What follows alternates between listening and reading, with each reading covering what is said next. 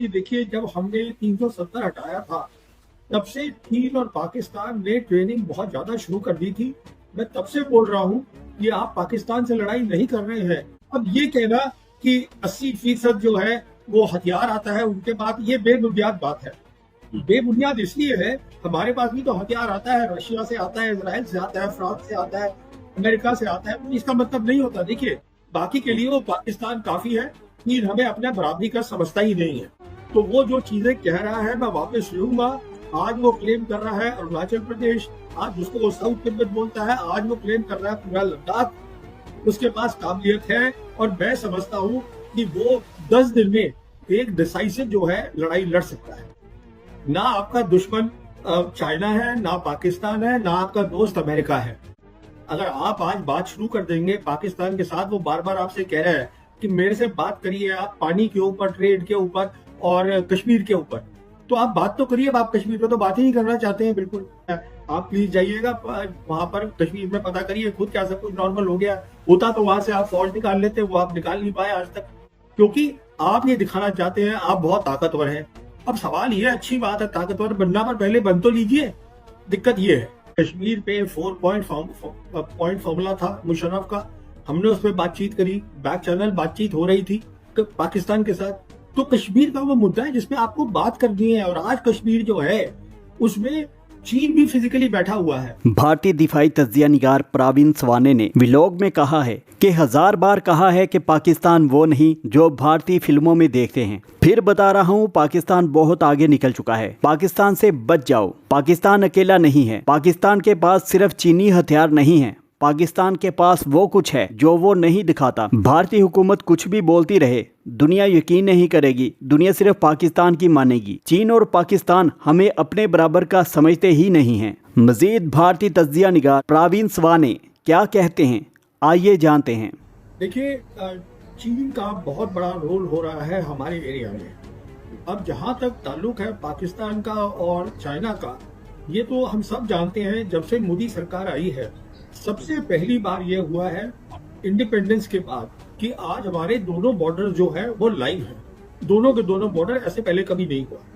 फिर हमने ऑपरेशन सिंदूर में, जैसे आपने बताया, और इस बात को मैं पहले भी बहुत देर से दोहरा रहा हूँ और मैं ये भी बता रहा हूँ कि देखिए, जब हमने 370 हटाया था, तब से चीन और पाकिस्तान ने ट्रेनिंग बहुत ज्यादा शुरू कर दी थी। मैं तब से बोल रहा हूँ कि आप पाकिस्तान से लड़ाई नहीं कर रहे हैं, आप वन फ्रंट रीइंफोर्स्ड वॉर लड़ेंगे। इसका मतलब चीन उसकी पूरी मदद करेगा बिना हाथ दिखाए हुए। वही हमने ऑपरेशन सिंदूर में देखा। 4 दिन में स्पेस की कैपेबिलिटीज और भी बहुत कैपेबिलिटीज है जिसमें उन्होंने पूरा उनका साथ दिया। अब ये कहना कि 80% जो है वो हथियार आता है उनके पास, ये बेबुनियाद बात है। बेबुनियाद इसलिए है, हमारे पास भी तो हथियार आता है, रशिया से आता है, इजराइल से आता है, फ्रांस से आता है, अमेरिका से आता है। तो इसका मतलब नहीं होता। देखिए, सबसे इम्पोर्टेंट बात जो मैं बताना चाहूंगा आपके दर्शकों को ऑपरेशन सिंदूर की, वो ये है, हिंदुस्तान और पाकिस्तान के बीच में जो हवाई युद्ध होगा वो सबसे इम्पोर्टेंट है। और उस हवाई युद्ध में हमने देखा 2 बातें हुई। पहली बात, उनके जो पायलट्स थे उन्होंने अपनी क्षमता दिखाई। देखिए, आप सामान खरीद सकते हैं और 6 महीने में लाके उसको लगा सकते हैं, और पायलट की क्षमता बनाने में सालों साल लगते हैं। इसका मतलब वो तैयारी तभी से कर रहे थे जब आपने 370 हटाई। यही मैं कह रहा था, ये पहली बात है। दूसरी बात यह है कि अब जो हमारा सैनिक वो हवाई युद्ध हुआ, उसके बारे में अब सरकार बात ही नहीं करना चाहती है। क्योंकि सबको पता है दुनिया में क्या हुआ, कितनी हमें हमारा नुकसान हुआ, कितने एयरक्राफ्ट गिरे, सब चुपचाप बैठ गए हैं। तो आप बाकी कुछ भी बोलते रहिए, वो मेन चीज है। तो कहने का मतलब ये है, अगर यहाँ पे कोई समझ रहा है हमने अच्छा किया ऑपरेशन सिंदूर में, तो मैं उससे सहमत नहीं हूँ। अब आइए, आपने दूसरी बात रखी दलाई लामा की। देखिए, दलाई लामा एक बहुत ही सेंसिटिव सब्जेक्ट है चाइना के लिए। मैं आपको ये बताना चाहता हूँ कि, और ये मैं इसलिए बता रहा हूँ आपके दर्शकों को, कि जो पहले यूएस प्रेसिडेंट थे जो बाइडन, उन्होंने जून 2023 को एक इंटरव्यू दिया था CNN को, फरीद ज़कारिया को। उसमें उन्होंने ये कहा था, और बहुत जरूरी बात है, कि चीन जो है वो एक्सपेंशनिस्ट नहीं है। वो जाके कहीं पर मिलिट्री, ये मतलब दुनिया पे कब्जा नहीं करना चाहता है, पर जो वो कहता है हमारा है वो उसको लेगा। और वो 2 चीजें बोलता है वो हमारी है, वो है ताइवान और तिब्बत।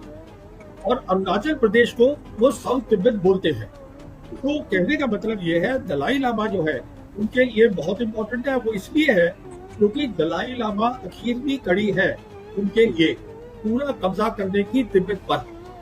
अभी जो तिब्बत है उन्होंने तिब्बत को पूरा बदल दिया है, जो उनका तिब्बत ऑटोनोमस रीजन पूरा बदल चुका है। तो वहां पर अभी पहली वाली कोई बात नहीं है, 5G आ गई है, सब इंडस्ट्री आ गई है, सब कुछ हो गया। अभी जो लास्ट कड़ी है वो दलाई लामा है। अब दलाई लामा जब ये बोलता है कि मैं तय करूंगा कि मेरा रीइंकार्नेशन कैसे होगा, मैं का मतलब मेरा जो ट्रस्ट है वो तय करेगा। जी जी। तो कहने का मतलब ये है कि ये चीन को एक्सेप्टेबल नहीं है, क्योंकि चीन के हिसाब से अरुणाचल प्रदेश जो है वो साउथ तिब्बत है, वो कंसोलिडेट करेगा पहले अपनी पोजीशन तिब्बत में, कि ये दलाई लामा जब चले जाते हैं दुनिया से उसके बाद वो तय करेंगे। तो कहने का मतलब ये है हमारी चीन हमसे सिर्फ एक ही मुद्दे पे लड़ाई करेगा और वो है दलाई लामा का मुद्दा, और किसी में नहीं करेगा। बाकी के लिए वो पाकिस्तान काफी है, चीन हमें अपना बराबरी का समझता ही नहीं है, पर इस मुद्दे पे वो लड़ाई करेगा। अब आपने बोला लड़ाई की बात, देखिए वो एक लड़ाई होगी जो दुनिया ने देखी भी नहीं है आज तक। मैं अपने दर्शकों को मिसाल देता हूँ छोटी सी। देखिए क्या हुआ था कि जब एक युद्ध हुआ था 1991 का, जो इराक वॉर हुई थी, जिसको हम ऑपरेशन डेजर्ट स्टॉर्म बोलते हैं, उसमें अमेरिकन फोर्सेस ने 44 डेज की एयर कैंपेन करी। उसके बाद ग्राउंड में कुछ था ही नहीं और 100 घंटे में सब कुछ निपटा दिया। कहने का मतलब कि यहाँ पर 44 डेज नहीं होगा, इसको मैं समझा चुका हूँ, किताब भी लिख चुका हूँ। ये लड़ाई होगी अगर चीन लड़ेगा, तो वो जो चीजें कह रहा है मैं वापस लूंगा। आज वो क्लेम कर रहा है अरुणाचल प्रदेश, आज उसको वो साउथ तिब्बत बोलता है, आज वो क्लेम कर रहा है पूरा लद्दाख, उसके पास काबिलियत है। और मैं समझता हूँ कि वो 10 दिन में एक डिसाइसिव जो है लड़ाई लड़ सकता है। तो हमारा खतरा बहुत ज्यादा बढ़ा हुआ, बहुत बढ़ गया है। अब आपने तीसरी बात करी, क्या हम तैयार हैं? तो मैं आपको बताना चाहता हूँ, ये मुझे बहुत कोई खुशी नहीं होती बताते हुए हम तैयार नहीं है। हम इसलिए तैयार नहीं है, पहली बात तो हमें देखिए, अब मैं आपके दर्शकों को बताता हूँ, हमारे वो जो डिप्टी चीफ है इंडियन आर्मी के, लेफ्टिनेंट जनरल राहुल सिंह, उन्होंने बोला कि वो 1 बॉर्डर और 2 एक बॉर्डर 2 एनिमीज एडवर्सरीज, वो बोला सब। अरे भाई ये तो आपको पहले से पता होना चाहिए था। आपका दुश्मन कौन है, उसकी ताकत कितनी है, अब आप आज हैरान क्यों हो रहे हैं? ये तो आपका काम था ना पता होने का कि कौन किससे मैं लड़ाई लड़ रहा हूँ। ये अब आप बता रहे हैं कि वो इसलिए था, ये बहानेबाजी का काम है। कहने का मतलब ये है कि आपको ये पता होना चाहिए, अगर आप प्रोफेशनल फौज है, मेरा दुश्मन कौन है, उसकी काबिलियत क्या है, मेरी काबिलियत क्या है, क्या मैं उसके साथ लड़ाई कर सकता हूँ। तो कहने का मतलब ये है, जो ऑपरेशन सिंदूर था, अगर आप देखिए ध्यान से, तो वो तो लड़ाई थी ही नहीं। क्योंकि अगर आप अपनी सेना को ये बोल रहे हैं, एयरफोर्स को, कि साहब आप नॉन मिलिट्री टारगेट पे हिट करेंगे, नॉन मिलिट्री टारगेट, जो आपकी मिलिट्री की सबसे बड़ी ताकत है एयरफोर्स, उसको आप बोल रहे हैं नॉन मिलिट्री टारगेट लगाइए। उधर से हमारे एक है वो नेवी के एडवाइजर इंडोनेशिया में, वो जो कैप्टन है एक शिव कुमार, उनका फिर बयान आया कि साहब वो जो एयरफोर्स है उनको बताया गया था, हमारा इसलिए नुकसान हुआ कि आप एयर डिफेंस पे नहीं मारेंगे, आप मिलिट्री इंस्टॉलेशन पे नहीं मारेंगे, सिर्फ नॉन मिलिट्री पे करेंगे। किसी भी एयरफोर्स के अफसर को पता है, जब आप हवाई की लड़ाई करते हैं, सबसे पहले एयर डिफेंस सिस्टम जो होता है दुश्मन का, उसको अटैक करते हैं, क्योंकि उससे सबसे बड़ा खतरा होता है। अगर ये आप हिदायत दे रहे हैं तो आप लड़ाई कर ही कहा रहे हैं। तो ना तो आपके पास लड़ाई आप करना चाहते हैं, आप अच्छा उसके बाद आप फौरन बोल रहे हैं कि हम एस्केलेशन नहीं चाहते। अरे बाबा, अगर आप दूसरे मुल्क में घुस के उनके अंदर मिसाइल फेंकेंगे तो वो क्या रिटालिएट नहीं करेंगे? पूछने की बात है। तो आप कुछ करना भी चाहते हैं, नॉन मिलिट्री में करेंगे, एस्केलेशन नहीं करेंगे। आपको पता नहीं है आपका दुश्मन कौन है, चीन है, पाकिस्तान है, क्या है, उसकी काबिलियत क्या है, आपकी काबिलियत क्या है, तो आप मुझे बता दीजिए कैसे करेंगे आप। आपने एक और सवाल उठाया जो फॉक्सकॉन बात करी, और आपने ये रेयर अर्थ की बात करी। देखिए बात यह है कि चीन जो है आज दुनिया का सबसे बड़ा मैन्युफैक्चरिंग नेशन है, ये अब दुनिया सब मानती है, प्रेसिडेंट ट्रम्प भी मान रहे हैं, और सारी सप्लाई चेन जो है वहां पे शुरू होती है। अब हमने तय कर लिया है, अब चीन के समझ में आना शुरू हो गया है कि हम नॉर्मल रिलेशन नहीं करना चाहते चीन के साथ। मैं तो यहाँ तक कहूंगा एक कारण कि Xi Jinping, president Xi Jinping अभी ब्रिक्स में नहीं गए ब्राजील की, वो ये भी हो सकता है कि मोदी को मिलने की जरूरत नहीं है, ये भी मेरे हिसाब से एक कारण है।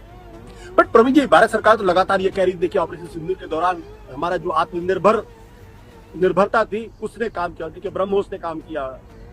अब ये प्रश्न इस बात को लेकर है कि भारत सरकार अगर आत्मनिर्भरता की बात करती है तो क्या हमारी डिफेंस में आत्मनिर्भरता उस स्थिति तक पहुंचती जहां चीन का मुकाबला कर सके? आप चीन को तो बिल्कुल ही छोड़ दीजिए, चीन एक अलग क्लास में है। आपने बात करी ब्रह्मोस की, प्लीज आप ये बात समझिएगा, ब्रह्मोस आपका सिस्टम नहीं है। ब्रह्मोस एक जॉइंट सिस्टम है और उसकी जो इंपॉर्टेंट कंपोनेंट्स हैं आज भी रशिया से आते हैं। S-400 जो है वो रशियन सिस्टम है।